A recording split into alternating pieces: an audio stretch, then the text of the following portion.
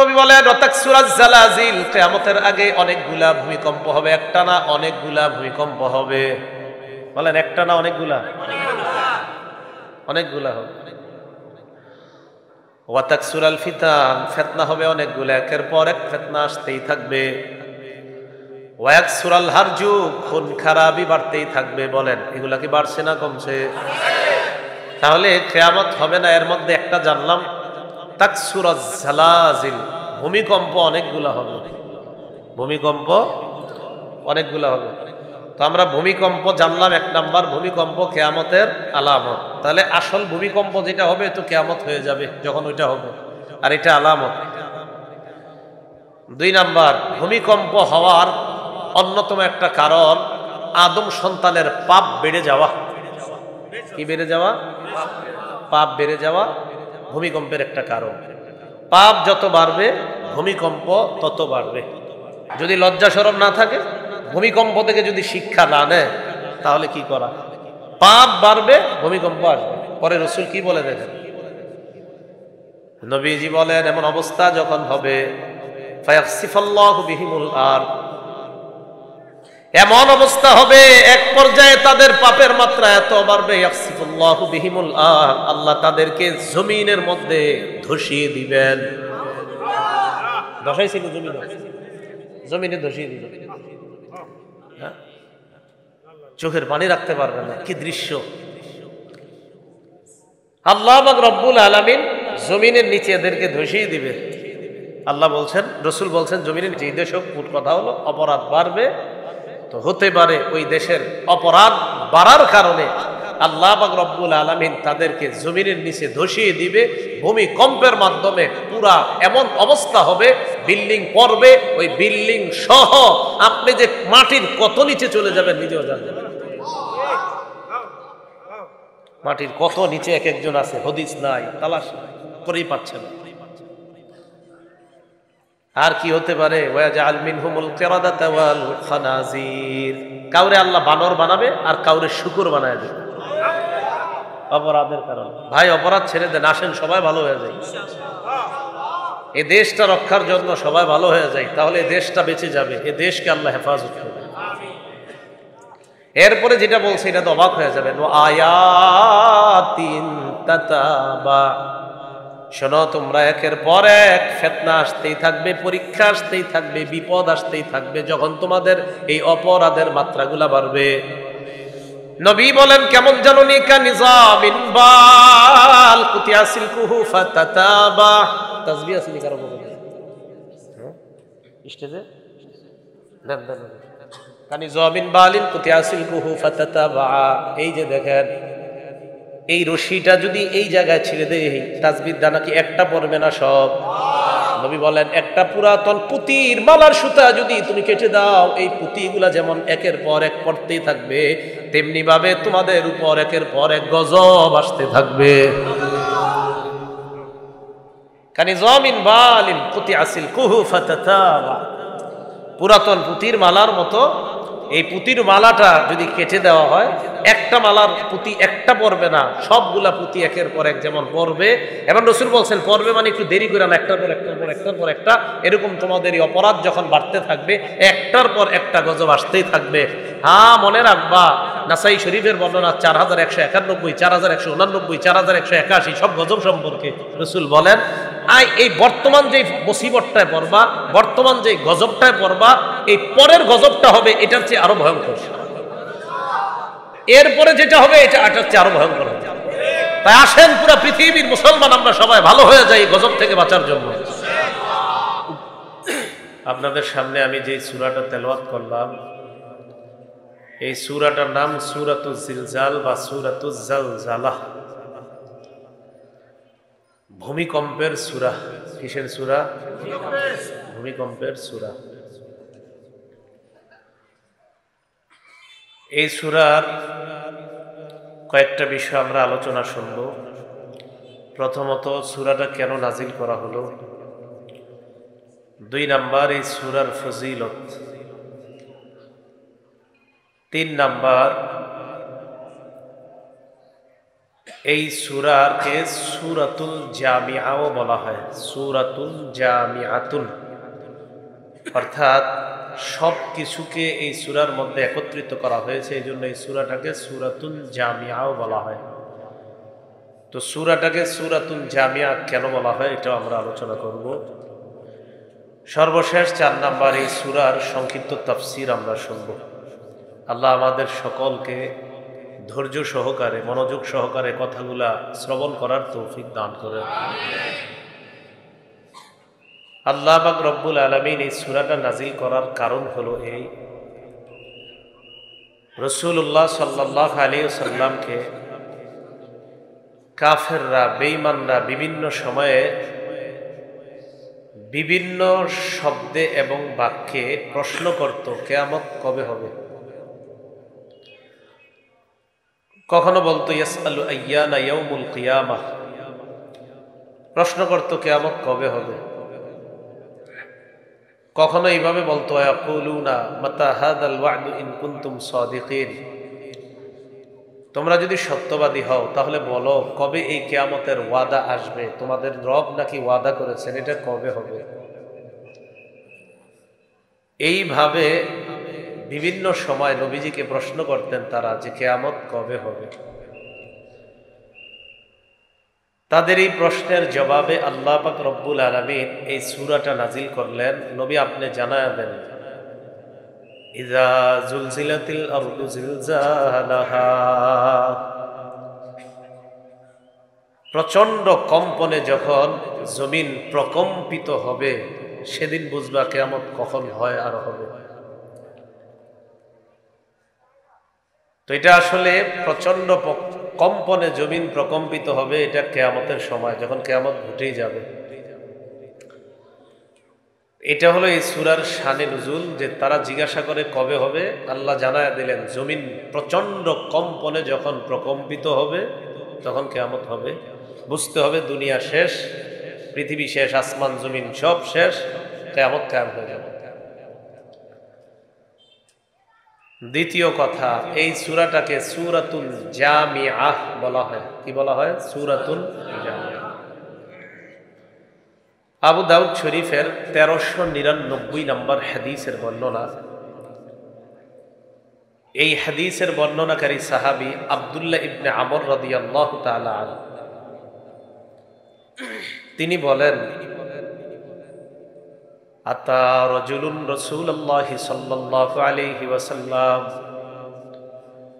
ফাকালা আকরিনি ইয়া রাসূলুল্লাহ। এক ব্যক্তি রাসূলুল্লাহ সাল্লাল্লাহু আলাইহি ওয়াসাল্লামের কাছে আসলেন। আসার পর বললেন, হে আল্লাহর রাসূল, আপনি আমাকে কোরআন পড়া শিখিয়ে দেন, আপনি আমাকে কোরআন পড়া শিখিয়ে দেন। রাসূলুল্লাহ সাল্লাল্লাহু আলাইহি সাল্লাম বললেন, ঠিক আছে, ইকরা, তুমি পড়ো, সালাসাম মিন জাওয়াতি আলিফ লাম রা। ইকু হবে না, ভাসানো হবে না, আওয়াজ যত কমানো যায়। কোথায় মাইক নেন? ইকু হবে না, আওয়াজ ভাসবে না, আওয়াজ সাধারণ থাকবে, জনগণ যেন কথা বুঝে। বাহিরের মানুষ বুঝুক না বুঝুক সমস্যা নাই, এখানে যারা আছে তারা বুঝতে হবে। ইকো টোটাল দিবেন না, আওয়াজ যত কমাবেন আমার মাহফিলে আমি তত খুশি হই। অন্যরা হয়তো খুশি হয় বাড়াইলে, আমি খুশি হই কমাইলে। রাসূলুল্লাহ সাল্লাল্লাহু আলাইহি সাল্লামকে বললেন, আমাকে একটা সূরা শিখান, হুজুর আমাকে কোরআন পড়া শিখিয়ে দেন। তো নবীজি বললেন, ঠিক আছে, আলিফ লাম র দিয়া যেই সূরাগুলা শুরু, এগুলাই তোমারে শিখানো শুরু করি। ইকরা সালাসাম মিন জাওয়াতি আলিফ লাম র। আলিফ লাম র দিয়ে যেই সূরাগুলা শুরু হয়েছে, খোলো, কোরআন খোলো, এগুলা পড়ো, এগুলা তোমারে পড়ায় দিই। তিনি বললেন, ইয়া রাসূলুল্লাহ কাবিরাত সিন্নি, হুজুর আমার বয়স হয়ে গেছে। ওয়াশতাদ্দা কলবি, আমার হৃদয় শক্ত হয়ে গেছে। ওয়াগালুতা লিসানি, আমার জিহ্বা ভারী হয়ে গেছে। এই কঠিন সূরা যদি এখন পড়তে বলেন, আসবে না মুখ দিয়ে। এগুলো আমার জন্য খুব কঠিন হয়ে যাবে হুজুর, বয়স বেশি হয়ে গেছে, আমার জিহ্বা ভারী হয়ে গেছে, এই জন্য হুজুর আমার মুখে উচ্চারণ এগুলা কঠিন হয়ে যাবে। এই জায়গা থেকে বোঝা যায় শৈশব থেকেই বাচ্চাকে কোরআনের শিক্ষায় শিক্ষিত করা, না হয় বড় হলে বিপদে পড়বে। তো রাসূলুল্লাহ সাল্লাল্লাহু আলাইহি সাল্লাম বললেন, তাহলে ঠিক আছে, ইকরা সালাসাম মিন যাওয়াতি হামিম,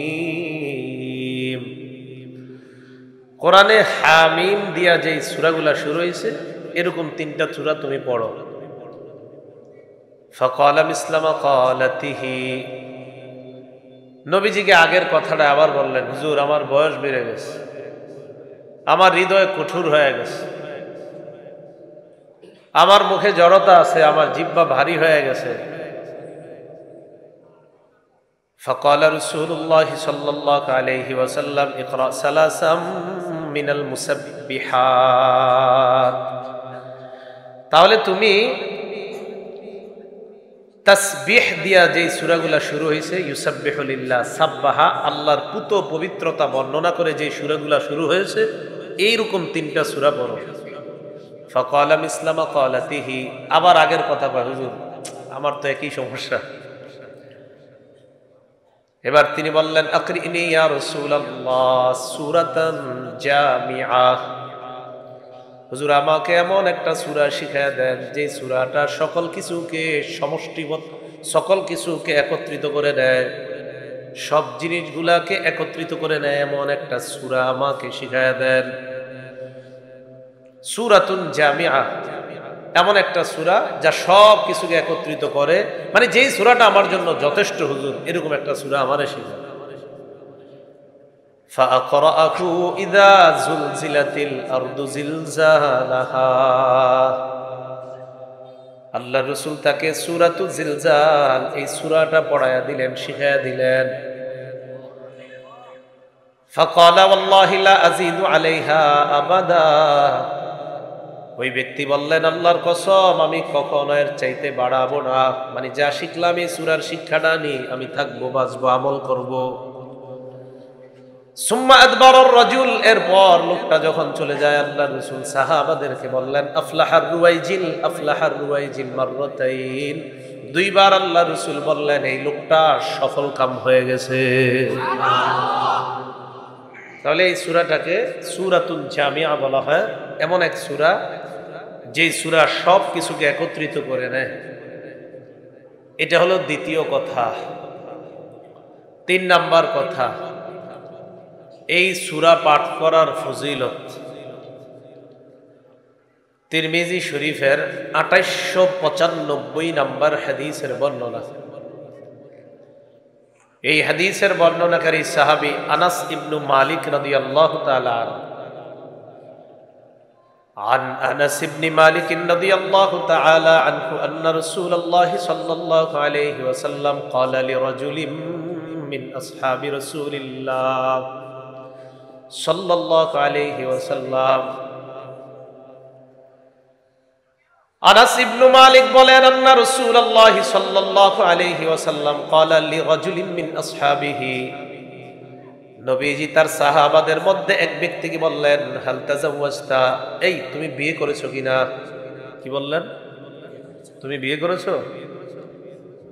ফাকালা লা ওয়াল্লাহি ইয়া রাসূলুল্লাহ ওয়ালা মা ইনদি মা আতাজাওয়াজু বিহি।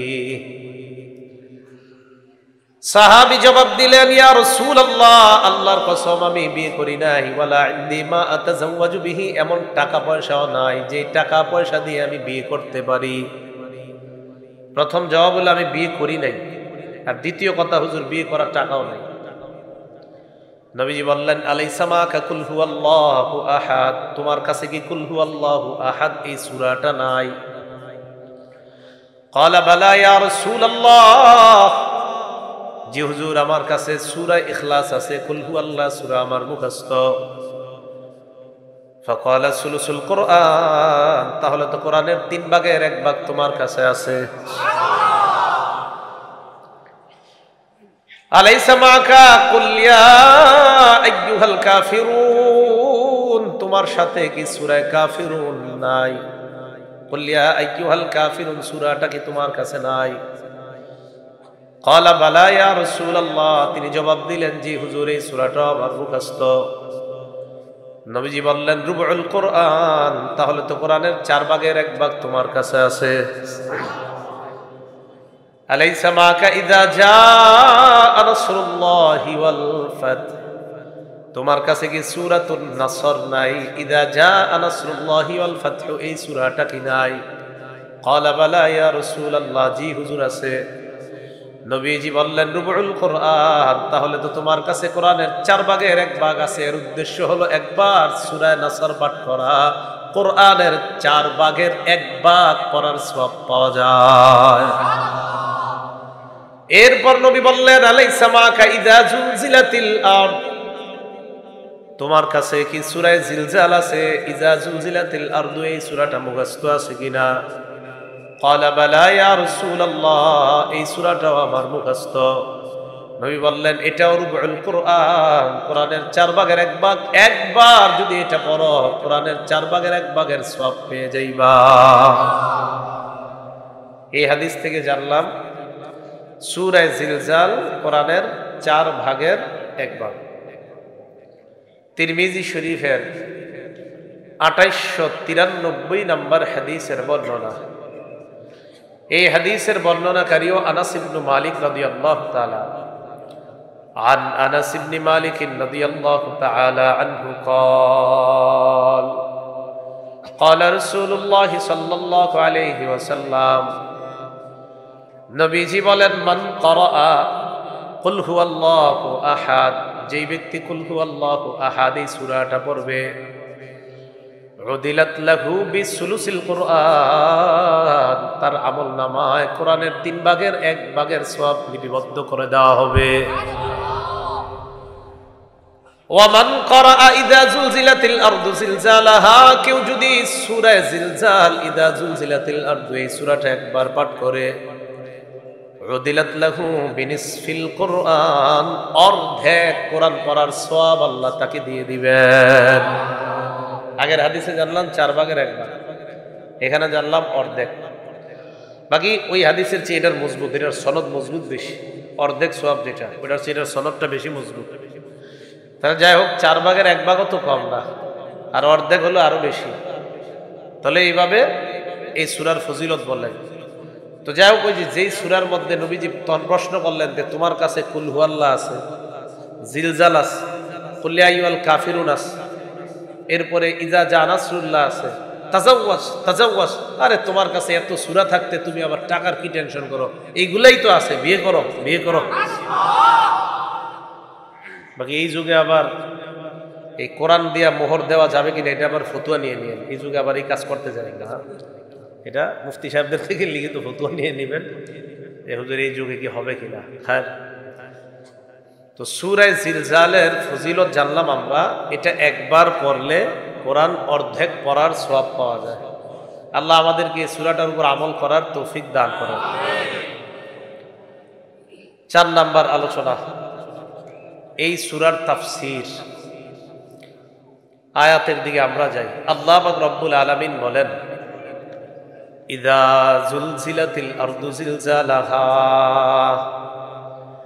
যখন প্রচন্ড প্রকম্পনের মধ্যে জমিন প্রকম্পিত হবে, একটা আরেকটা, যখন প্রচন্ড কম্পনের মধ্যে জমিনটা প্রকম্পিত হবে, সব নড়াচড়া করবে, তাহাররাকাত মিন আসফালিহা, জমিনের নিচে যা আছে, তাহাররাকাত মিন আসফালিহা, নিচে যা আছে, শুধু উপরের গুলা নড়বে এমন না, ওর নিচে যা আছে সবগুলো নিয়ে নড়াচড়া করবে, কাঁপতে থাকবে। মাত্র 48 সেকেন্ডে আল্লাহ পুরা দুনিয়াবাসীর এই স্তব্ধ করে দিচ্ছে। কয় সেকেন্ডে? 48 সেকেন্ড। তো এটা তো কিয়ামত না, এটা কিয়ামতের আগে এটা দেখাই দিল আল্লাহ। এটা কিন্তু কিয়ামত না, এটা কিয়ামতের আগে আল্লাহ শুধু একটা আলামত দেখাইল। এই জন্য মনে রাখবেন, কিয়ামতের যে ভূমিকম্প, এটার আগে যে ভূমিকম্পগুলা হবে এগুলা কিয়ামতের আলামত। বলেন এগুলা কি? সহিহ বুখারীর বর্ণনা, 1036 নম্বর হাদিস।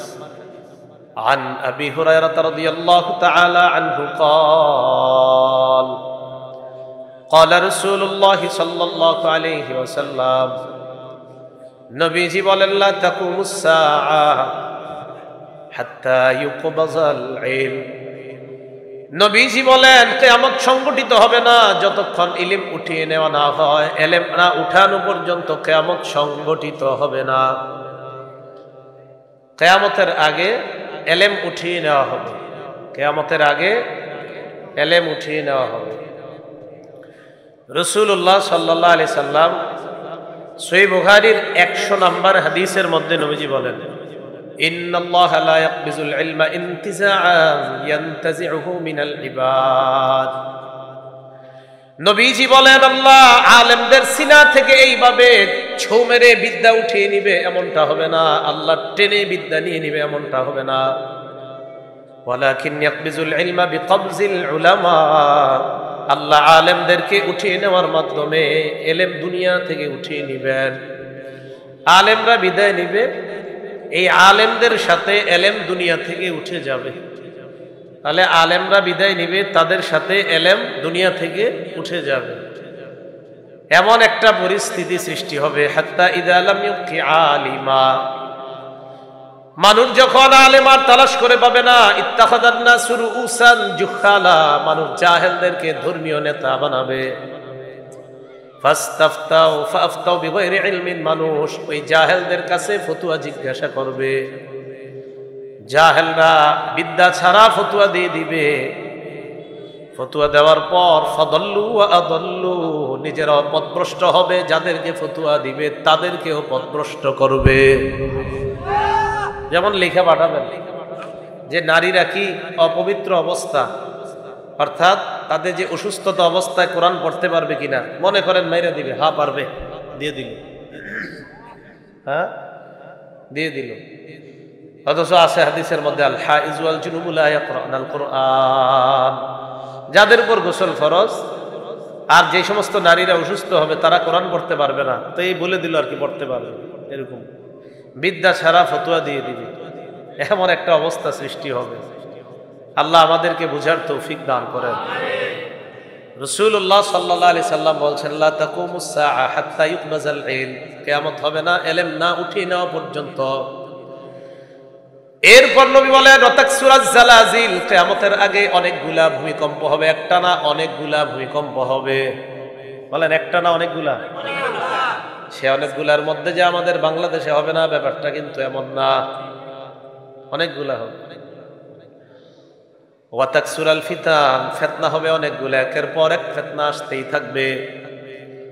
ওয়ায়াকসুরাল হারজু, খুন খারাপি বাড়তেই থাকবে। বলেন এগুলা কি বাড়ছে না কমছে?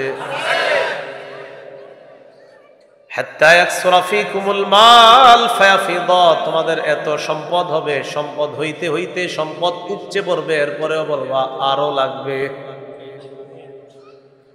সম্পদ হইতে হইতে উপচে পড়বে।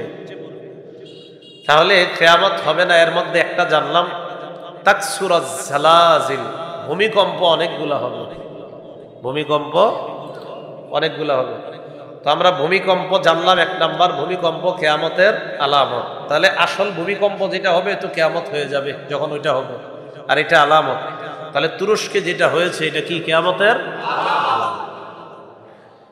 2 নাম্বার, ভূমিকম্প হওয়ার অন্যতম একটা কারণ আদম সন্তানের পাপ বেড়ে যাওয়া। কি বেড়ে যাওয়া? পাপ বেড়ে যাওয়া ভূমিকম্পের একটা কারণ। পাপ যত বাড়বে ভূমিকম্প তত বাড়বে।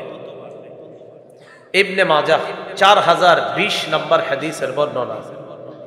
عن أبي مالك الأشعري رضي الله تعالى عنه قال قال رسول الله صلى الله عليه وسلم, আবু মালিক আশআরী রাদিয়াল্লাহু তাআলা আনহুর বর্ণনা, আল্লাহর রাসূল বলেন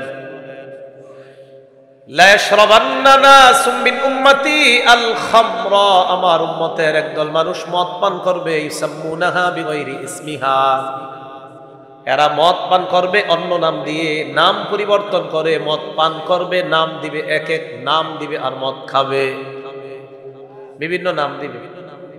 নেশা জাতীয় দ্রব্যের অনেক নাম দিবে, কানাডা ড্রাই, মাস্তুদ, আরো অনেক কিছু নাম দিবে, এই সেই। তো নাম দিয়ে তারা এগুলা পান করবে। নবীজি বলেন মাতাল অবস্থায় ইউযাফু আলা রুউসিহিম বিল কাইনাতি ওয়াল মুগান্নিয়াত, এরা মাতাল অবস্থায় থাকবে, তাদের সামনে ঢোল তবলা বাজনা চলবে আর নর্তকীরা নাচানাচি করতে থাকবে। রাসূল বলছে এমন একটা অবস্থা হবে। কবে হবে বলেন তো? আরো ভবিষ্যৎ প্রজন্ম অপেক্ষা করবে হওয়ার। না চলছে? রাসূল বলেন আমার উম্মতের একদল মদ পান করবে অন্য নাম দিয়ে। যখন অন্য নাম দিয়ে মদ পান করবে তখন তাদের সামনে মাতাল অবস্থায় নর্তকীরা নাচানাচি করবে, নাচের তালে তালে এরা মদ খাবে, আর নায়িকা গায়িকারা নাচবে, আর মাদকের ভয়াবহতা এরকম রূপ ধারণ করবে, যেটা আগামী 14 ফেব্রুয়ারিও আমাদের দেশেও হবে। লজ্জা শরম যাদের আছে তারা এই 14 ফেব্রুয়ারি পালন করবে না। যদি লজ্জা শরম না থাকে, ভূমিকম্প থেকে যদি শিক্ষা না নেয়, তাহলে কি করা? পাপ বাড়বে, ভূমিকম্প আসবে। পরে রাসূল কি বলে দেখেন, নবীজি বলেন এমন অবস্থা যখন হবে ফায়াখসিফাল্লাহু বিহিমুল আরদ, এমন অবস্থা হবে এক পর্যায়ে তাদের পাপের মাত্রা এত বাড়বে, ইয়াখসিফুল্লাহু বিহিমুল আরদ, আল্লাহ তাদেরকে জমিনের মধ্যে ধসিয়ে দিবেন। ধসাইছিল জমিনে ধসিয়ে দিবেন। চোখের পানি রাখতে পারবে না, কি দৃশ্য! যখন এই দৃশ্যগুলা দেখি আমারও অনেক কিছু বলতে মন চায়, জানি বললে অনেক ট্যাগ লাগবে আমার গায়ে, তাই বলি না। না না, এইখানে না, এটা অন্য ব্যাপার আর কি। এটা বললে আরে আপনারা কি বলবেন, আমার সমজাতীয়রাই আমাকে ফতুয়ায় জড়িত করে ফেলবে যখন বলবো এটা। হ্যাঁ, বলবে তুরস্ক নিয়ে তুমি কথা বললা, সাহস কত বলে, এরকম বলে ফেলতে পারে।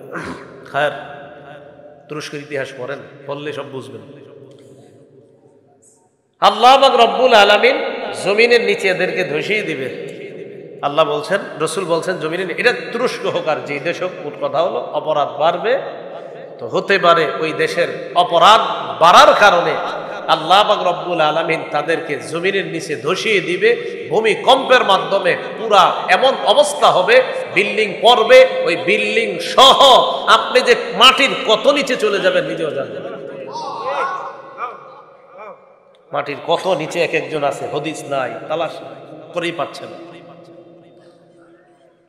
আর কি হতে পারে? ওয়াজআল মিনহুমুল কিরাদাতা ওয়াল খানাজির, কাউরে আল্লাহ বানর বানাবে আর কাউরে শুকর বানায় দেবে অপরাধের কারণে। ভাই অপরাধ ছেড়ে দেন, আসেন সবাই ভালো হয়ে যায়। এই দেশটা রক্ষার জন্য সবাই ভালো হয়ে যায়, তাহলে এই দেশটা বেঁচে যাবে, এই দেশকে আল্লাহ হেফাজত করবে। তাহলে যেই অপরাধের কথা রাসূল বললেন ভূমিকম্প হওয়ার, এই অপরাধটা কি আমাদের দেশে হবে না চলছে?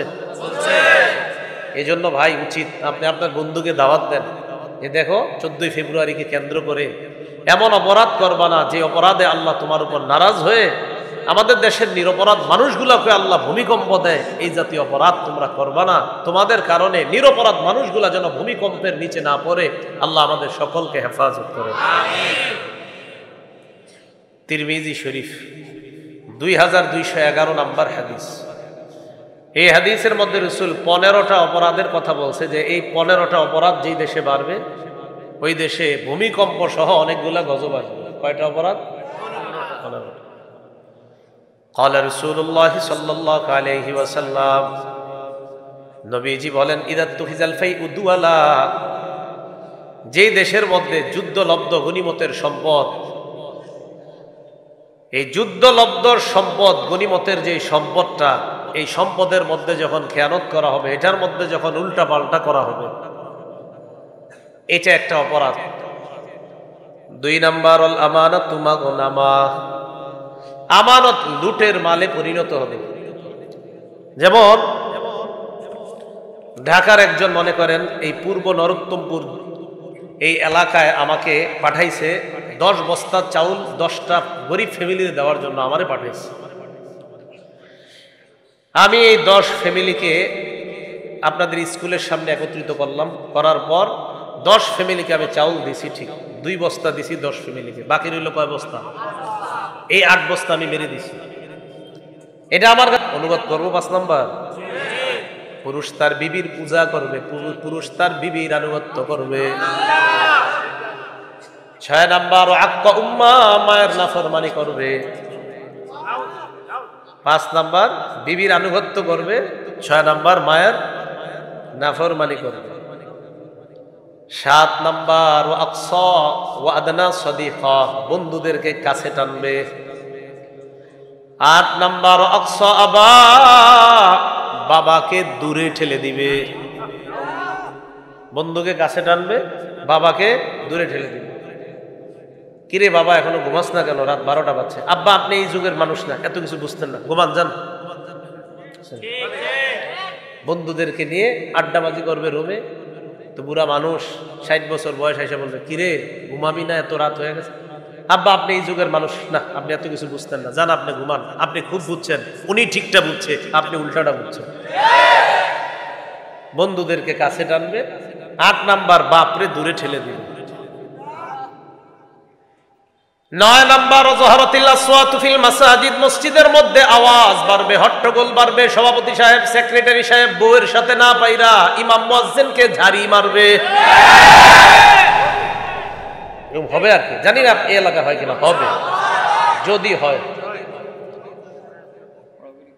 তো এটা হলো 9 নাম্বার, হট্টগোল, মসজিদে আইসা আওয়াজ বাড়বে।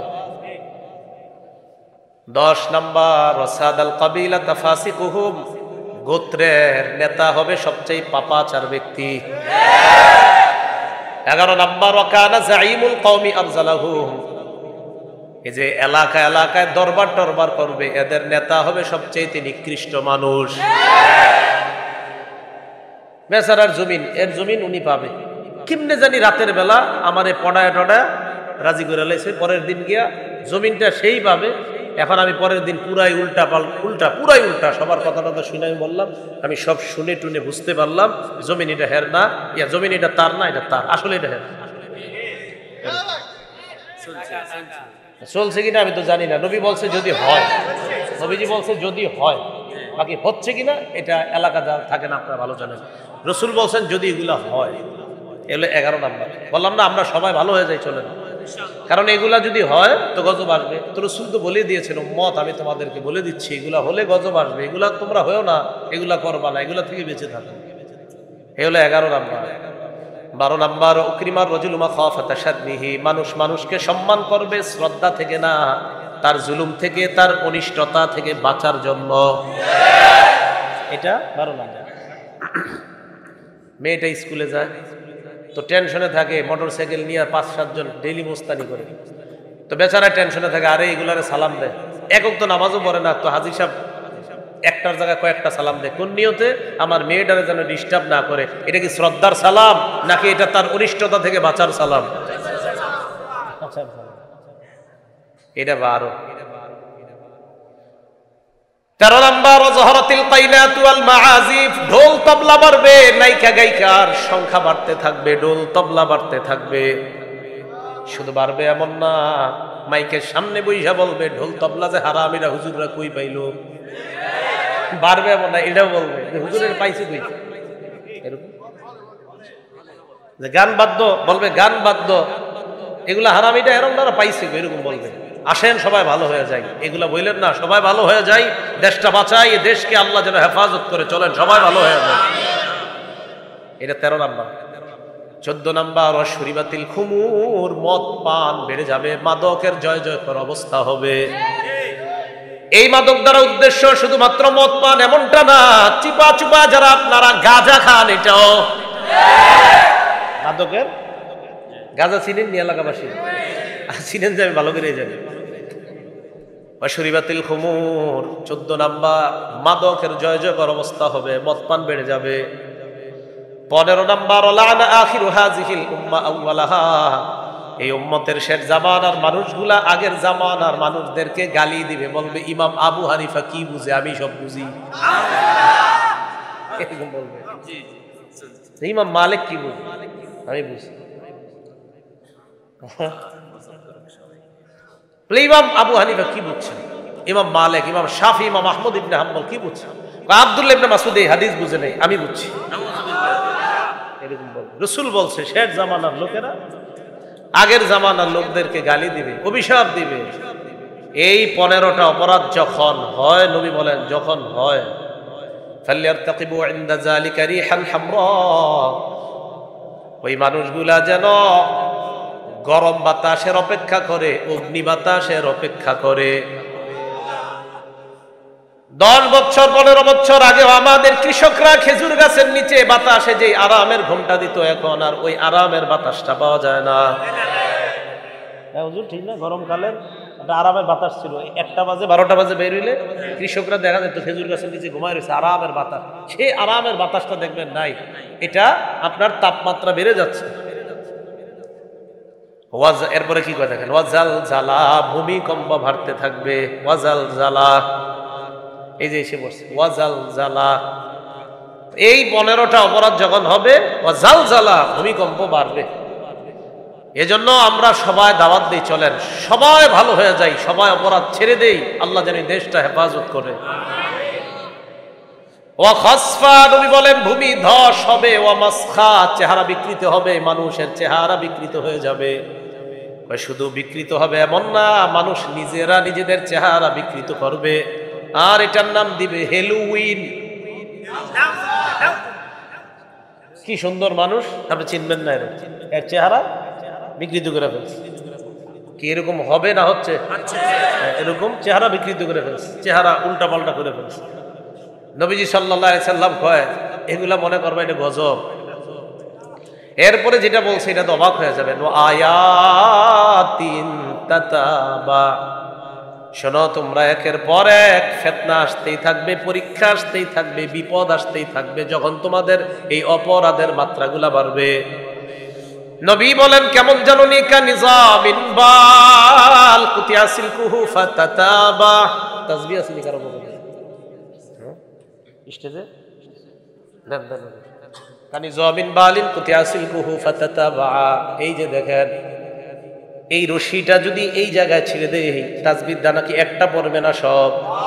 নবী বলেন একটা পুরাতন পুতির মালার সুতা যদি তুমি কেটে দাও, এই পুতিগুলা যেমন একের পর এক পড়তেই থাকবে, তেমনি ভাবে তোমাদের উপর একের পর এক গজব আসতে থাকবে। কানিজামিন বালিন কুতিয়া সিলকুহু ফাতাতাবা, পুরাতন পুতির মালার মতো এই পুতির মালাটা যদি কেটে দেওয়া হয়, একটা মালার পুঁতি একটা পড়বে না, সবগুলা পুঁতি একের পর এক যেমন পড়বে। এবং রাসূল বলছেন পড়বে মানে একটু দেরি করে না, একটার পর একটার পর একটার পর একটা। এরকম তোমাদের এই অপরাধ যখন বাড়তে থাকবে, একটার পর একটা গজব আসতেই থাকবে। হ্যাঁ, মনে রাখবা নাসাই শরীফের বর্ণনা 4191, 4189, 4181, সব গজব সম্পর্কে রাসূল বলেন, এই বর্তমান যে মুসিবতটায় পড়বা, বর্তমান যে গজবটায় পড়বা, এই পরের গজবটা হবে এটার চেয়ে আরো ভয়ঙ্কর। করোনার সময় আমরা কি মনে করছি, এর চেয়ে ভয়ঙ্কর গজব আর আসবে না। এখন তুরস্কেরটা পুরো পৃথিবী বলবে এটার চেয়ে ভয়ঙ্কর গজব আর আসেনি। এরপরে যেটা হবে এটা এটার চেয়ে আরো ভয়ঙ্কর হবে। তাই আসেন পুরো পৃথিবীর মুসলমান আমরা সবাই ভালো হয়ে যাই গজব থেকে বাঁচার জন্য। উপায় নেই। তো বলছিলাম ভূমিকম্প হওয়াটা কিয়ামতের আলামত। আসল যেটা হবে এটা তো কিয়ামত হয়ে যাবে, এটার আগে যেগুলা ঘটবে 48 সেকেন্ড, 30 সেকেন্ড, 2 সেকেন্ড, 5 সেকেন্ড, এগুলো আল্লাহ দেখায় দেয়। দেখো আমি এই সামান্য একটা নাড়া দিলে তোমাদের সব গতি বন্ধ হয়ে যায়, যখন একটা নাড়া দিব পুরা দুনিয়াকে, সেদিন তোমাদের অবস্থাটা হবে কি। তো এটাই আল্লাহ বলেন, ইদা জুলজিলাতিল আরদু জিলজালাহা, প্রচন্ড কম্পনে যখন জমিন প্রকম্পিত হবে। ওয়া আখরাজাতিল আরদু আসকালাহা, জমিন তার বোঝা বের করে দিবে। জমিনের বোঝা কারা? আলকাত মা ফিহা মিনাল মাউতা, জমিনের নিচে যত মৃত আছে যারা, সবাইকে কিয়ামতের ময়দানে জমিন বের করে দিবে। যা সব বের উঠাবে, উঠো, এই মাউতাদেরকে বের করে দিবে। এরা আমার বোঝা, এটা জমিনের বোঝা, এগুলারে বের করে দিবে। তো এইগুলারে যখন বের করবে, এটার সাথে আরো কি বের করবে জানেন? খনিজ পদার্থ আছে না, স্বর্ণ রূপা যত, এই স্বর্ণ রূপাগুলার ব্যাপারে রাসূল কি বলে দেখেন, তিরমিজি শরীফের 2208 নম্বর হাদিস, 2208। قال رسول الله صلى الله عليه وسلم নবীজি বলেন তাকিউল আরদু আফলাজা কাবিদিহা আমসালাল উসতাওয়ানি মিনাল যাহাবি ওয়াল ফিদ্দা। নবীজি বলেন শোনো তোমরা, যেদিন জমিন তার ভিতরের স্বর্ণ এবং রূপার স্তূপগুলাকে কলিজার টুকরার মতো বমি করে ফেলে দিবে। কি করে? বমি করে। কি করে ফেলে দিবে? বমি করে। তাকি বমি করে ফেলে দিবে। একটু চিন্তা করেন, স্বর্ণ রূপা যা আছে সব ফেলে দিবে বমি করে। ফেলে দেওয়ার পর কি হবে? নবীজি বলেন ফায়াজি উসারিক, চোর আসবে কিয়ামতের ময়দানে। চোর আসবে, আসার পর ফায়াকুলু বলবে ফি মিসলি হাদা কুতিয়াত ইয়াদি, এই স্বর্ণ রূপার কারণে আমার হাতটা কাটা হয়েছে, এই স্বর্ণ রূপা চুরি করার কারণে আমার হাত কাটা হয়েছে। আজকে জমিন এটা বমি করে ফেলে দিল। ছি ছি, আমি কি জিনিস চুরি করছিলাম। চোর চোর বলবে। ফায়াজিউল কাতিলু, হত্যাকারী আসবে, আসার পর ফায়াকুলু বলবে ফি হাদা কাতালতু, এই স্বর্ণ রূপার জন্য আমি কত মানুষ হত্যা করলাম। ছি, এগুলোর জন্য জমিন বমি করে ফেলাই দিছে, এই বমির জন্য আমি মানুষ হত্যা করলাম।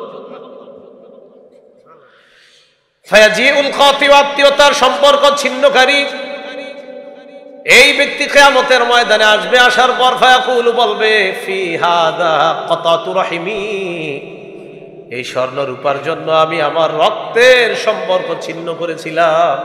আলমারির মধ্যে স্বর্ণ রূপা লুকিয়ে রেখেছিলাম, আত্মীয় স্বজন যেন না দেখে।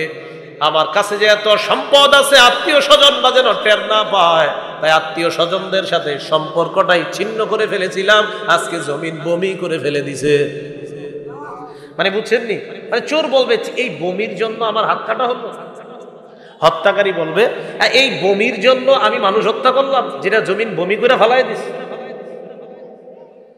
আর আত্মীয়তার সম্পর্ক ছিন্নকারী বলবে এই বমি, এটার জন্য আমি, আমার কাছে যেন আমার বোন না আসে, ভাই না আসে, লুকায় রাখতাম সব। ছি ছি, এই বমির জন্য। এখন কথা হলো সুম্মায়া দাউনা, তো ঠিক আছে বমির জন্য দুনিয়াতে না হয় তুমি এগুলা আত্মীয়র রক্ষা সম্পর্ক রক্ষা করো নাই, তো এখন নাও। রসুল বলেন সুম্মায়া দাউনা, ওই চোর, ওই হত্যাকারী, রক্তের সম্পর্ক ছিন্নকারী সবাই ইয়া দাউনা ছেড়ে দিবে। যা লা ইয়াখুযুনা মিনহু শাইআ, কেউ একটু নিবে না, কারণ এটা বমি। ছি, এটা কি নিব? কেউ নিবে না, এটা ছেড়ে চলে যাবে। তাহলে কি বুঝলাম ভাই? ওয়া আখরাজাতিল আরদু আসকালাহা, জমিন তার মাঝে যে বোঝা আছে সব ফেলে দিবে। তাহলে স্বর্ণ রূপাগুলা কিসের মতো ফলাবে? বমি। আমার পেটে বোঝা ছিল, যা বমি করে ফেলে দিলাম। মাউতাদেরকে উঠাইয়া দিবে, আল্লাহর সামনে দাঁড়াবে সব চুপচাপ। এটাই আখরাজাতিল আরদু আসকালাহা। তো মানুষ যখন এরকম উঠবে, ওঠার পর বলবে, যখন এইভাবে জমিন এটারে উঠাবে মানুষে, ওয়াকালাল ইনসানু মা লাহা, মানুষ বলবে জমিনের হলোটা কি, এমন করে কেন? এবার আল্লাহ বলেন ইয়াউমা ইযিন তুহাদ্দিসু আখবারাহা, যেদিন জমিন তার সব বৃত্তান্ত বর্ণনা করে শোনায়া দিবে। সব বৃত্তান্ত শোনায়া দিবে। আমি আপনি এখানে বসে রয়েছি না, জমিন এটাও শোনাবে। এখন যারা গুনাহ করতেছে জমিন এটাও শোনাবে। আমরা যারা ওয়াজ শুনতেছি জমিন এটাও শোনাবে। এখন যারা অশ্লীল সিনেমা দেখতেছে জমিন এটাও শোনাবে। তিরমিজির বর্ণনা আছে 2429 নম্বর হাদিস, আবু হুরায়রা রাদিয়াল্লাহু তাআলা আনহুর বর্ণনা। قال رسول الله صلى الله عليه وسلم, আবু হুরায়রা বলেন قرأ رسول الله صلى الله عليه وسلم يومئذ تحدث أخبارها। আবু হুরায়রা বলেন নবীজি এই আয়াতটা তেলাওয়াত করলেন সূরা জিলজালের, যে সেদিন তুহাদ্দিসু আখবারহা, জমিন তার সব বৃত্তান্ত আল্লাহর কাছে সব বলে দিবে, সব ফাঁস করে দিবে, সব প্রকাশ করে দিবে। এই আয়াতটা নবীজি পড়লেন। পড়ার পর সাহাবাদেরকে বললেন আতাদরুনা মা আখবারুহা, এই তোমরা কি জানো জমিন কি বৃত্তান্ত বর্ণনা করবে? তোমাদের কি কারো জানা আছে? সাহাবারা বললেন আল্লাহু ওয়া রাসূলুহু আ'লাম, এই ব্যাপারে আল্লাহ আর তার রাসূল ভালো জানে। জমিন কি বৃত্তান্ত আমাদের সামনে বর্ণনা করবে এটা আল্লাহ আর তার নবী ভালো জানে। এবার রসুল যে কথাটা বলছে, ভাই আমার আপনার সবার জন্য মনে রাখা দরকার। নবীজি বলেন, ফাইন্না আখবারহা, জমিন তার বৃত্তান্ত বর্ণনা করার অর্থ হলো এই, আনতা সাজা আলা কুল্লি আবদিন ওয়া আমাতিন বিমা আমিলা, জমিন প্রত্যেক বান্দা বান্দির বিরুদ্ধে আল্লাহর কাছে সাক্ষী দিবে, যা যা করছে সব বলে দিবে, সব বলে আল্লাহ এটাই অপরাধ করছে, এটাও। এই হাদিসে আসছে আলা, আলা মানে এগেনস্ট, বিরুদ্ধে। এই আলা এগেনস্ট, বিরুদ্ধে। যদি পক্ষে বলেন ঠিক আছে, জমিন পক্ষে আমরা ভালো কাজ করছি, এটা পক্ষেটা, এটা ধরে নিই পক্ষে এটাও। কারণ মুফাসসিরিনে কেরাম লেখছে যে জমিন সেদিন কি করবে, যে জমিন তুহাদ্দিসু বিমা আমিলাল আমিলুনা, আমলকারীরা যা আমল করছে সব প্রকাশ করে দিবে। আর আল্লাহ রাসূল বললেন শুধু তাই না, প্রত্যেক বান্দা প্রত্যেক বান্দি তারা যে অপকর্মগুলোও করছে এটার বিরুদ্ধেও জমিন আল্লাহর কাছে সব বলে দিবে। একটা সেকেন্ড গুনাহ করার আগে ভাবেন যে আমি কি করছি জমিনের উপর, জমিন না সব বলে দিবে? তো হাদিসু আখবারহাটা একটু চিন্তা করবেন। তো রাসূলুল্লাহ সাল্লাল্লাহু আলাইহি সাল্লাম বলেন, হিয়া আখবারুহা, এটাই জমিনের বর্ণনা, জমিন এমনি সব বলে দিবে। এখন আল্লাহ বলেন, নবী আপনি জানেন জমিন কেন বলবে আমার কাছে সব? আল্লাহ বলতেছেন জমিন আমারে যে সব বলে দিবে কেন জানেন? বিআন্না রাব্বাকা আওহা লাহা, কারণ আপনার রব জমিনকে হুকুম করেছে, ওহী প্রেরণ করেছে, জমিনকে নির্দেশ দিয়েছে। এর মানে জমিনকে আল্লাহ বলবে, জমিন তোমার মাঝে কারা কি কি অপরাধ করছে সব আমাকে বলে দাও, আমি আল্লাহই বলবো বলতে। তো রাসূল বলেন, আনতাশহাদা আলা কুল্লি আবদিন ওয়া আমাতিন বিমা আমিলা আলা জহরিহা, জহরুন মানে জমিনের পিঠ, এই জমিনের উপরে যারা চইলা, পুরুষ হন নারী হন, জমিনের পিঠে যারা চলছেন, যা যা করছেন রাসূল কয় সব বলে দিবে, জমিন সব সাক্ষী দিয়ে দিবে। কেন দিবে বলেন তো? জমিনকে কে বলবে এগুলা বলতে? আল্লাহ। বিআন্না রাব্বাকা আওহা লাহা, কেননা আপনার রব জমিনকে হুকুম করেছে যে জমিন আমারে সব বলে দিবা তুমি। এটা বলার পর আল্লাহ বলেন, ইয়াউমা ইযি ইয়াসদুরুন নাসু আশতাতাল লিউরাউ আমালাহুম, সেদিন মানুষগুলা বিক্ষিপ্ত ভাবে বের হয়ে আসবে। জমিন তো বের করে দিবে, জমিন তো বের করে দিবে, তখন বিক্ষিপ্ত ভাবে এদিক থেকে সেদিক থেকে বের হয়ে আসবে। কেন? লিউরাউ আমালাহুম, যেন তাদেরকে তাদের কৃত কর্ম দেখিয়ে দেওয়া হয়, তাদের আমলগুলা যেন দেখিয়ে দেওয়া হয়। এবার আল্লাহ কি বলে দেখেন, ফামান ইয়ামাল মিসকালা যাররাতিন খায়রান ইয়ারা, যেই ব্যক্তি অনু পরিমাণ নেক আমল করবে এটাও সে দেখবে। সরিষা পরিমাণ নেক আমল যদি কেউ করে এটাও সে দেখবে। এই জন্য রাসূলুল্লাহ সাল্লাল্লাহু আলাইহি সাল্লাম বলেন, লা তাহকিরান্না মিনাল মারুফি শাইআ, তোমরা ভালো কোনো কাজকে ছোট মনে করবা না। ওয়ালাউ আন তালকা আখাকা বিওয়াজহিন তালাক, তুমি তোমার ভাইয়ের সাথে হাসি মুখে তাকাইলা, এই যে হাসি মুখে তোমার কোনো ভাইয়ের দিকে তাকাইলা, এই আমলটাকেও তুমি ছোট মনে করবা না, এটাও কিয়ামতের ময়দানে তোমাকে দেখানো হবে। মিসকালা যাররাতিন খায়রান ইয়ারা, অনুপরিমাণ ভালো আমল করবা, ইয়ারা সেটা দেখবে। সহিহ বুখারীর বর্ণনা 2860 নম্বর হাদিস। এই হাদিসের মধ্যে আসছে, ক্বালা রাসূলুল্লাহ সাল্লাল্লাহু আলাইহি ওয়াসাল্লাম, নবীজি বলেন, আল খাইলু লিসালাসা, ঘোড়া তিন ব্যক্তির জন্য তিন রকম। কি বললাম বলেন তো? ঘোড়া তিন রকম। এর মানে ঘোড়া যে পালে, ঘোড়া যে লালন পালন করে, এরকম তিন ব্যক্তি ঘোড়া পালে, এই তিন ব্যক্তির ঘোড়া পালনের তিনটা বিষয় রয়ে যাবে, তিনটা দিক হবে। মনে করেন তিনজন লোক ঘোড়া পালে, রাসূল কয় এ একটা কারণে পালে, এ আরেক কারণে পালে, সে আরেক কারণে। রাসূল বলেন এই তিন ব্যক্তির মধ্যে লি রাজুলিন আজরুন, একজন ঘোড়া পালার কারণে সওয়াব পাবে। ওয়ালি রাজুলিন সিতরুন, আরেকজন ঘোড়া পালার কারণে গুনাহ মাফ হবে, জাহান্নামের আগুন থেকে বাঁচতে পারবে। ওয়া আলা রাজুলিন বিজরুন, আরেকজন ঘোড়া পালার কারণে গুনাহ হবে। একজন ঘোড়া পালার কারণে সওয়াব, আরেকজন ঘোড়া পালার কারণে জাহান্নাম থেকে বাঁচার উপায় হয়, আরেকজন ঘোড়া পাইলা জাহান্নামী হবে। এটাই বলছেন রাসূল। ক্বালা রাসূলুল্লাহ সাল্লাল্লাহু আলাইহি ওয়াসাল্লাম, নবীজি বলেন, আল খাইলু লিসালাসা, ঘোড়া তিনজনের, তিন রকমের। লিরাজুলিন আজরুন, এক ব্যক্তির জন্য ঘোড়া পারার কারণে পুরস্কার। ওয়ালি রাজুলিন সিত্রুন, আরেকজন ঘোড়া পালার কারণে জাহান্নাম থেকে প্রতিবন্ধক হয়ে যাবে। ওয়া আলা রাজুলিন বিজরুন, আরেকজন ঘোড়া পালার কারণে তার গুনাহ হবে। মন দিয়ে শুনেন, তাহলে সওয়াব হবে কার? নবীজি বলেন, ফাআম্মাল্লাযী লাহু আজরুন, যার সওয়াব হবে, ফারাজুলুন রাবাতাহা ফি সাবিলিল্লাহ, যে ব্যক্তির সওয়াব হবে সে হলো ওই ব্যক্তি যে ঘোড়াটা আল্লাহর রাস্তায় বেঁধে রাখে। জিহাদের ময়দানে বেঁধে রাখছে, এটা একটা হইতে পারে। আর একটা হলো এই ঘোড়াটারে সে আল্লাহর রাস্তায় ব্যবহারের জন্য এটা পালতেছে, এটাও হতে পারে। তো এটাই আল্লাহর রাস্তায় প্রতিপালন করতেছে ঘোড়াটাকে। এখন বাইদা রাখার কারণে আপনারা যারা গরু রাখেন, মন দিয়ে বুঝবেন, গরু রাখেন যারা, এটা গরু রাখেন যারা, দেখেন খুঁটা, গরুর রশিটা বাইদা একটা জায়গায় খুঁটা বসায় দেয় না? আচ্ছা, এখন মনে হয় মানুষ গরুও পালে না, আগে দেখতাম আমরা এক জায়গায় খুঁটাটা এইভাবে দিয়ে রাখে, লম্বা রশিটা যতটুকু আছে ততটুকু গরু ঘুরে ঘুরে ঘাস খাবে, এর ওদিকে যেতে পারবে না। কথাটা বুঝে আসছে? নবীজি বলেন, এক ব্যক্তি আল্লাহর রাস্তায় ঘোড়া বেঁধে রাখে, ফাআতালা ফি মারজিন আও রাউদাতিন, ঘোড়াটাকে লম্বা একটা রশি দিয়ে একটা মাঠের মধ্যে বেঁধে খুঁটির মধ্যে আটকায় রাখে। আটকায় রাখার পর এবার ঘোড়াটা চারদিকে ঘুরে ঘুরে ঘাস খাবে বা তার খাদ্য খাবে। রাসূলুল্লাহ সাল্লাল্লাহু আলাইহি সাল্লাম বলেন, মা আসাবাত ফি তিয়ালিহা যালিকা, এই লম্বা রশিটা যতটুকু আছে, ঘোড়াটা যতটুকু ঘুরবে, এই ঘুরে ঘুরে যে ঘাস খাচ্ছে, কানাত লাহু হাসানাত, এই লম্বা রশি পর্যন্ত যে বারবার ঘুরছে আর ঘাস খাচ্ছে, এই পরিমাণ সওয়াব আল্লাহ তার আমলনামায় দিয়ে দিবেন,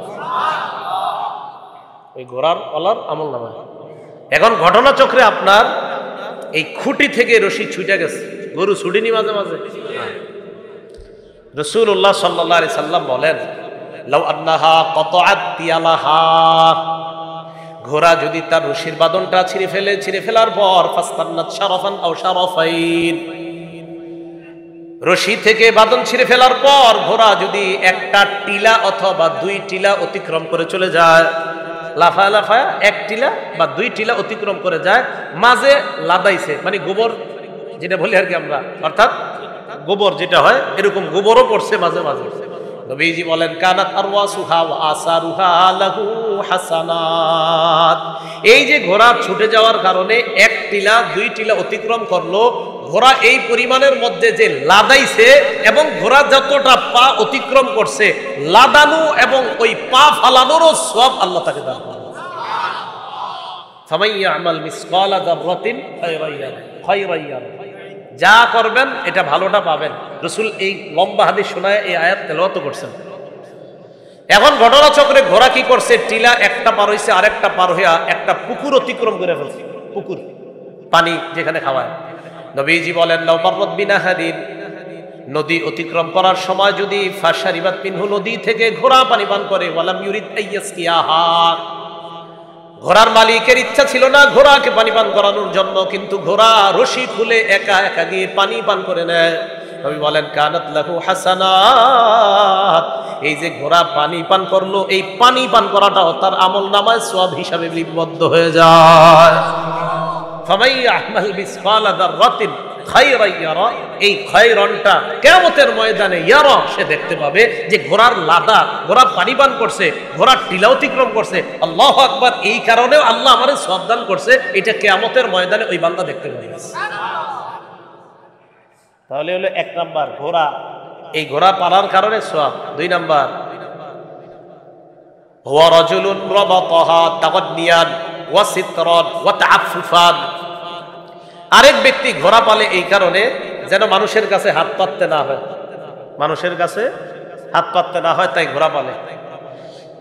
মানুষের কাছে যেন তার প্রয়োজন পুরার জন্য যা যেতে হয়, মানে ঘোড়া পালে এই নিয়তে, আল্লাহ এটার মাধ্যমে আমার একটা জীবিকা ব্যবস্থা করে দিয়েন, এটার বাচ্চা হবে, এটা বেচবো আমি, আমারে কিছু টাকা পয়সার ব্যবস্থা করে দিয়েন, এই নিয়তে ঘোড়া পালে। নবীজি বলেন, ফাকাযালিকা ফাহিয়া লাহু সিত্রুন কাযালিকা, এই ব্যক্তি মানুষের কাছে হাত পাতা থেকে বাঁচার নিয়তে ঘোড়া পালছে নিজের জীবিকা নির্বাহ করার জন্য, এই ঘোড়া পালাটা তার জাহান্নাম থেকে বাঁচার কারণ হয়ে যাবে। তাহলে এই নিয়তে গরু পালেন, হ্যাঁ গরু পালেন, আপনি এই নিয়তে ছাগল পালেন, গরু পালেন। এবার রাসূলুল্লাহ সাল্লাল্লাহু আলাইহি সাল্লাম বলেন, ওয়া রাজুলুন রাবাতাহা, আরেক ব্যক্তি ঘোড়া পালে ফাখরান, অহংকার করার জন্য, দেখো আমি ঘোড়াওয়ালা, আমার 10টা ঘোড়া আছে। ওয়া রিয়াআন, মানুষকে দেখানোর জন্য। ওয়া নিওয়াআন লি আহলিল ইসলাম, মুসলমানদের বিরুদ্ধে এই ঘোড়া সে যুদ্ধের মাঠে পাঠাবে যেন মুসলমানদেরকে শায়েস্তা করা যায়, এটা তার নিয়ত। এটা কি হবে? এটা তার জন্য আলাইহি ভিজরুন, তার গুনাহের কারণ হবে, তার জাহান্নামে যাওয়ার কারণ হবে। মানে ওমাইয়া আমাল মিসকালা যাররাতিন শাররান ইয়ারা, অনুপরিমাণ খারাপ কাজও যদি কেউ করে, শুধু এই নিয়তে ঘোড়াটা পালছে, দ্বারা একটা না একটা কিছু করব, কিন্তু ঘোড়া যুদ্ধের মাঠে পাঠায় নাই, শুধু নিয়ত ছিল মুসলমানদের বিরুদ্ধে এটা কাজে লাগাবো, এতটুকু নিয়ত করছে। এটা কিয়ামতের মাঠে সে দেখবে, আচ্ছা আমি এতটুকু কাজ করছি, এটাও গুনাহ হয়ে গেছে, সে দেখতে পাবে এটাও তার গুনাহ হয়ে গেছে। কেন? মুসলমানদের বিরুদ্ধে নিয়ত করে এই ঘোড়াটা সে পালল। রাসূলুল্লাহ সাল্লাল্লাহু আলাইহি সাল্লাম এগুলা বলার পর শেষে বললেন, আমার উপরে আল্লাহ পাক রব্বুল আলামিন এই সূরার মতো এত সুন্দর সমষ্টিগত সব একত্রিত করে দুনিয়ার কেমন যেন সব বিষয়গুলা নিয়ে এসে আখিরাতের বিষয়গুলাও আল্লাহ একদম সংক্ষেপে, অথচ বিস্তারিত অনেকগুলা জিনিস সংক্ষেপে এনে এমন একটা সূরা আল্লাহ আমার উপরে নাজিল করে দিয়েছেন। তাহলে ফামাইয়া আমাল মিসকালা যাররাতিন খায়রান ইয়ারা ওয়া মাইয়া আমাল মিসকালা যাররাতিন শাররান ইয়ারা। এবার শুনুন, আব্দুল্লাহ ইবনে মাসউদ রাদিয়াল্লাহু তাআলা আনহু বলেন, আমার আপনার এখন করণীয় কি? বলেন তো, আমরা কি মুমিন না পাপাচার? বলেন আলহামদুলিল্লাহ। আব্দুল্লাহ ইবনে মাসউদ বলেন, ইন্নাল মুমিনা ইয়ারা যুনুবাহু কাআন্নাহু কাঈদুন তাহতা জাবাল, একজন ঈমানদার সে ছোট্ট একটা গুনাহকে মনে করবে বিশাল বড় পাহাড়ের মতো। বলেন গুনাহকে কিসের মতো মনে করব? কাআন্নাহু কাঈদুন তাহতা জাবাল, যেন এই পাহাড়ের নিচে সে বসা, এই পাহাড়টা যে কোনো সময় তার উপর পড়ে যেতে পারে। এটা একজন মুমিন গুনাহকে এমন মনে করবে। ওয়াইনাল ফাজিরা ইয়ারা যুনুবাহু কাযুবাবিন মাররা আলা আনফিহি, পাপাচার গুনাহকে মনে করবে মাছির মতো, যে মাছি তার নাকের ডগার সামনে দিয়ে যায়।